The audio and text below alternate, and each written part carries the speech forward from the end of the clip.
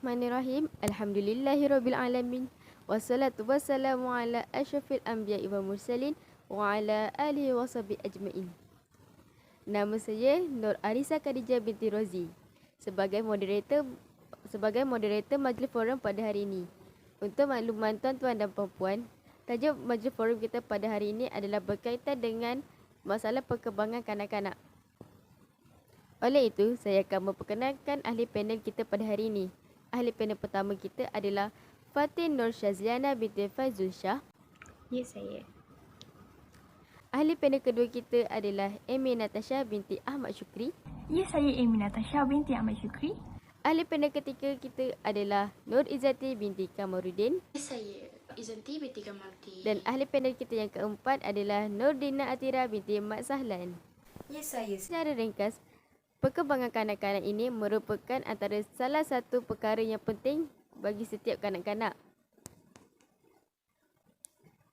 Perkembangan ini juga termasuk dari segi mental, fizikal, emosi dan spiritual. Perlu diingatkan juga bahawa setiap kanak-kanak mempunyai tahap perkembangan yang berbeza. Terdapat kanak-kanak yang mempunyai tahap perkembangan yang lambat dan ada juga yang tahap perkembangannya cepat. Ia juga bergantung dengan faktor genetik dan juga faktor persekitarannya. Tanpa melengahkan masa lagi, saya menjemput ahli panel pertama kita, Fatin Nur Shazliana, untuk memberitahu kita apakah gejala-gejala jika seseorang itu mempunyai masalah perkembangan. Silakan. Okey, baiklah. Terima kasih kepada moderator kita iaitu Nur Arisa Khadijah. Seperti yang sedia maklum, nama saya Fatin Nur Shazliana binti Faizul Shah. Okey, betul tu. Setiap kanak-kanak, perkembangan mereka adalah berbeza-beza ya. Okey, oleh itu saya ingin memberikan beberapa gejala yang ibu bapa perlu tahu terhadap anak-anak mereka. Mungkin ibu bapa pun tak sedar macam mana benda-benda ni boleh berlaku kan. Masalah perkembangan ini boleh berlaku terhadap anak-anak mereka. So, saya nak bagi beberapa gejala yang mungkin selepas ini ibu bapa boleh sedar dengan semua ni. Okey, yang first, bahasa pertuturan. Okey, kalau ibu bapa perasan, bila kita bercakap dengan anak-anak kita, contoh, dia tak boleh nak explain balik apa yang kita cakap. Dia faham tapi dia tak boleh nak cakap straight, dia tak boleh. Bahasa pertuturan dia pelat, tak jelas, kita pun tak faham. Okey, itu adalah salah satu ya. Okey, yang kedua, penglihatan. Penglihatannya, contohnya, mata contoh kita suruh diorang ambil something, contohnya kita suruh dia ambil botol atas meja tapi dia tak tahu, dia tak nampak, memang dia tak fokus kat benda tu sebab dia macam masalah perkembangan, dia macam otak dia macam blur-blur, macam tu. Okey, yang ketiga, kelewatan motor kasar dan motor halus, termasuklah dari segi pergerakan badan seperti berjalan ataupun duduk. Okey, yang ni memang ramai yang perasan macam anak-anak mereka lambat berjalan, lambat merangkak, umur dah 3-4 tahun dah tak boleh berjalan lagi kan. Memang yang ni memang jelas ketara. Yang selainnya, pergerakan motor halus pula seperti bergambar dan memegang mainan dia. Macam umur dah setahun tapi diorang tak boleh nak pegang mainan sendiri. Itu pelik ya. Okey, yang keempat, pemikiran dan kemahiran kognitif. Yang kelima pula, kemahiran sosial dan juga emosi. Dia tak dapat kontrol emosi dia tak dapat faham lagi perasaan dia semua, dia tak faham tentang sekeliling dia semua, dia tak tahu apa-apa. Yang keenam, kemahiran harian seperti berpakaian dan pergi ke tandas. Dia tak reti, dia tak tahu lagi macam mana nak pakai pakaian dia sendiri kan. Dia tak tahu macam mana nak pakai tandas tu, nak pergi tandas tu macam mana, nak buang air besar, buang air kecil kat tandas, dia tak tahu. Macam dia tak boleh nak berdikari lagi. Walau bagaimanapun, kelewatan perkembangan kanak-kanak ini adalah normal di Malaysia ataupun di mana-mana pun. Tetapi bila anak-anak terlampau mengambil masa yang sangat lama untuk belajar semua tu, saya sarankan kepada ibu bapa untuk membawa anak-anak kepada pakar supaya dia dapat tahu apa yang masalah terhadap anak-anak kita tu. Mungkin dia bukan sahaja ada masalah dari segi perkembangan ataupun lambat bercakap ataupun sebaliknya, tetapi dia ada masalah dalaman yang kita tak tahu. So pesanan saya, ibu bapa tu mestilah selalu peka dengan perkembangan anak-anak. Jangan terlampau ambil leka, jangan terlampau tak ambil serius pasal benda ni. Walaupun benda tu kita anggap normal, kita anggap biasa kat negara kita, tapi kita pun kena alert dari segi perkembangan diorang. Takkanlah sampai diorang dah darjah 1, diorang dah darjah 6, tak boleh nak bercakap lagi, tak boleh nak mengeja lagi, tak boleh nak membaca semua, kan susah. Okey. Kita lah yang kena mengambil peranan tu. Kita yang kena buat usaha semua tu. Walau bagaimanapun, perkembangan kanak-kanak ini boleh berlaku di atas sebab-sebab tertentu. Dan juga boleh berterusan hingga 6 bulan. Termasuklah dari segi pembelajaran untuk berjalan, bercakap, kemahiran pergerakan, belajar perkara baru dan berinteraksi dengan orang sekeliling mereka, kan. Tapi kita kena selalu ajar. Contoh, belajar untuk dia selesa bercakap dengan orang sekeliling mereka, kan, tanpa rasa takut, tanpa rasa macam walaupun dia pelat, walaupun dia tak fasih untuk bercakap, tapi kita kena asah dia, kena ajar dari hari ke hari supaya one day dia boleh bercakap dengan jelas, tanpa rasa pelat, tanpa rasa takut. Boleh bercakap macam orang biasa, dan time tu kita dah tak perlu risau. Sebab benda ni sebenarnya bermula daripada kita. Kita sebagai ibu bapa atau pendidik, kita yang kena tegur dia, kita yang kena selalu bagi tunjuk ajar dekat dia. Okey? Bagi saya, semua ni adalah permulaan kepada ibu bapa terutamanya. Kerana pepatah mengatakan ibu bapa adalah merupakan guru pertama anak-anak mereka di rumah. So, kalau ibu bapa tak bagi tunjuk ajar kepada anak-anak mereka, macam mana mereka nak tahu, macam mana mereka nak berani bercakap, pandai bercakap. Takkan nak pergi sekolah tapi masih tak boleh bercakap. Kan? Okey, semua benda tu kena bermula daripada kita sendiri, daripada ibu bapa sendiri. Okey, saya rasa itu saja penjelasan daripada saya. Seterusnya, saya kembalikan kepada moderator kita, iaitu Nur Arisa Khadijah. Terima kasih. Baiklah, kita dah tahu gejala-gejala jika seseorang itu mempunyai masalah perkembangan. Saya ingin ajukan soalan kepada ahli panel kedua kita, Nur Izzati. Boleh tak share kepada kami apakah punca-punca yang menyebabkan kanak-kanak ini mempunyai masalah perkembangan? Silakan. Terlebih dahulu saya ingin mengucapkan terima kasih kepada Nur Arisa, iaitu moderator kita, kerana telah mengajukan soalan itu, dan saya ingin menjelaskan lagi tentang punca masalah perkembangan kanak-kanak. Faktor yang pertama ialah kerana penyebaran perwatakan fizikal daripada ibu bapa kepada anak tersebut melalui generasi mereka.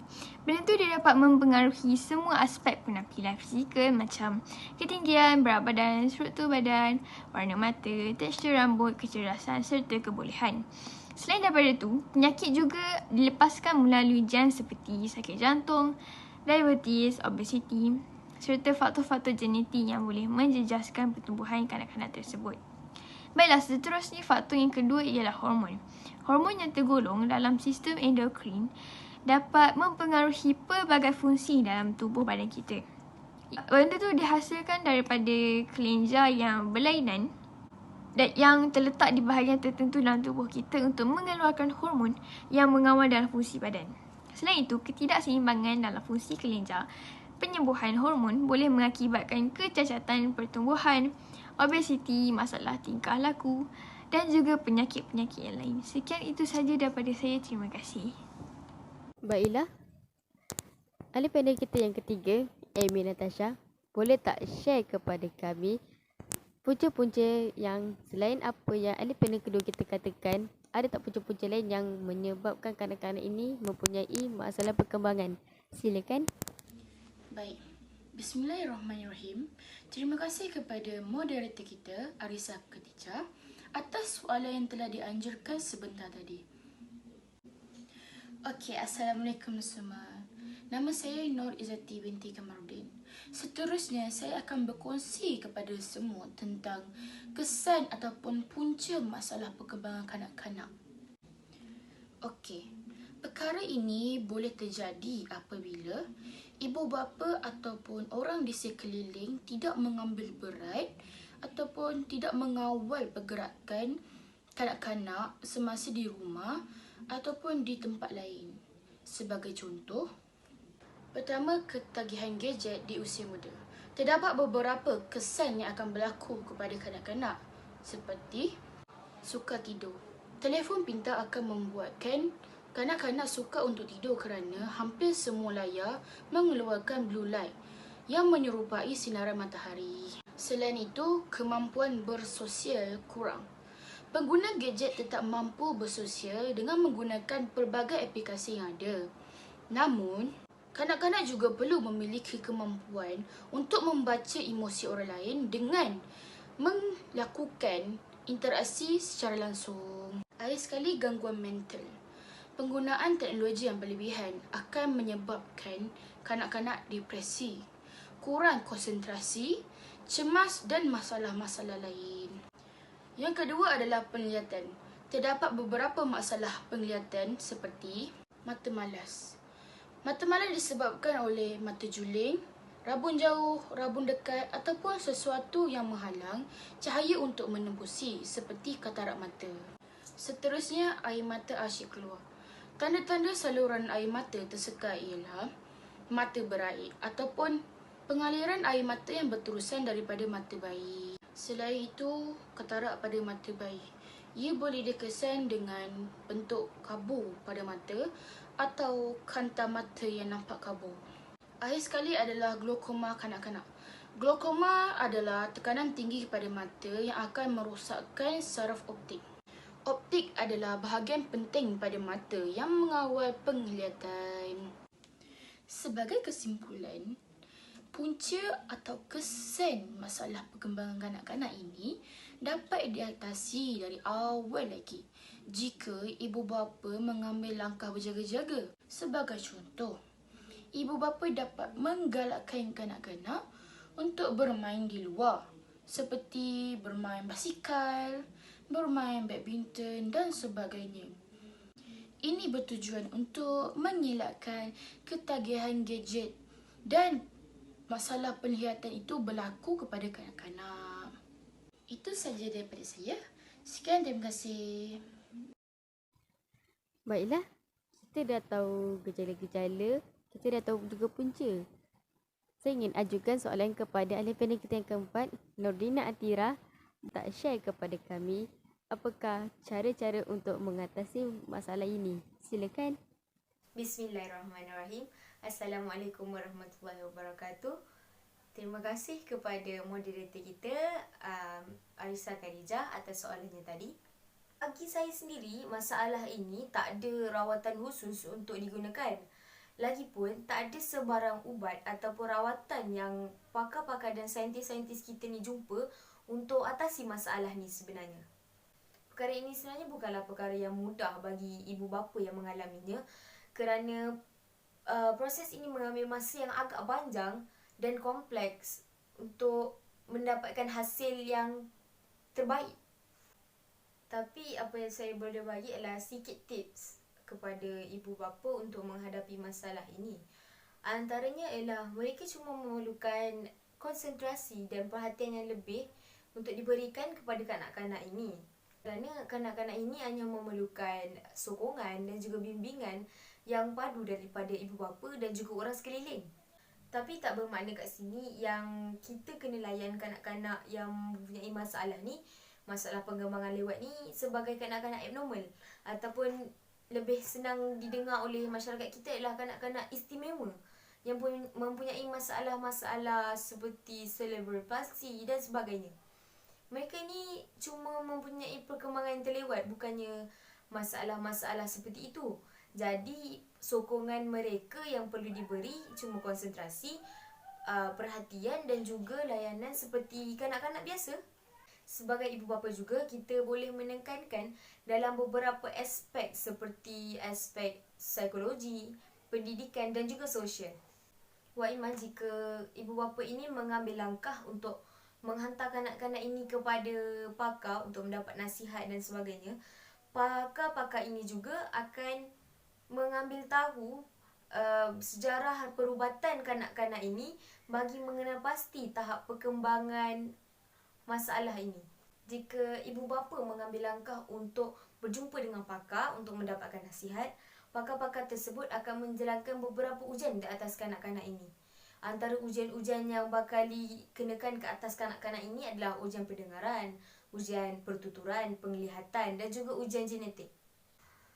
Jika pakar pediatrik juga, mereka akan mengkaji semula sejarah perubatan kanak-kanak ini bagi mengenal pasti tahap masalah perkembangan mereka ini. Selain itu juga, ibu bapa boleh membantu kanak-kanak ini dari aspek sosial.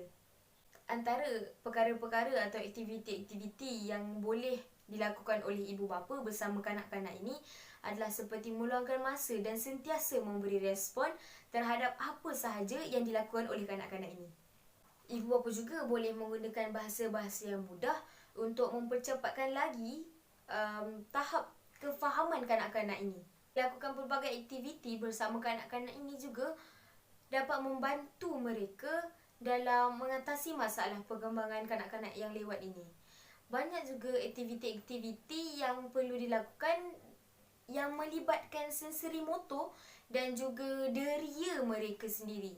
Kesimpulannya, sebagai ibu bapa dan juga orang-orang sekeliling, bagi saya mereka perlulah sentiasa cakna dengan perkara-perkara seperti ini agar kanak-kanak yang lahir selepas ini, generasi-generasi akan datang, akan lahir dengan sihat dan juga berguna kepada masyarakat dan negara. Itu saja perkongsian saya pada kali ini. Saya berbalik semula kepada moderator kita, Arisa Khadijah. Oleh itu, izharlah bahawa tiada masalah yang tiada penyelesaiannya. Kerana Allah sudah berfirman dalam Al-Quran yang bermaksud setiap kesukaran pasti ada kesenangannya. Pada ibu bapa yang anaknya mempunyai masalah perkembangan ini, saya harap anda semua bersabar dan anggaplah ini sebagai ladang pahala untuk kalian. Sebagai ibu bapa, kita perlulah ikhtiar cara untuk memulihkan anak ni daripada masalah perkembangan ini. Oleh itu, saya akan akhiri majlis forum pada hari ini dengan serangkap pantun. Jika ada sumur di ladang, boleh kami tumpang mandi. Jika ada umur yang panjang, boleh kita berjumpa lagi. Sekian, wabillahi taufiq wa hidayah. Wassalamualaikum warahmatullahi wabarakatuh.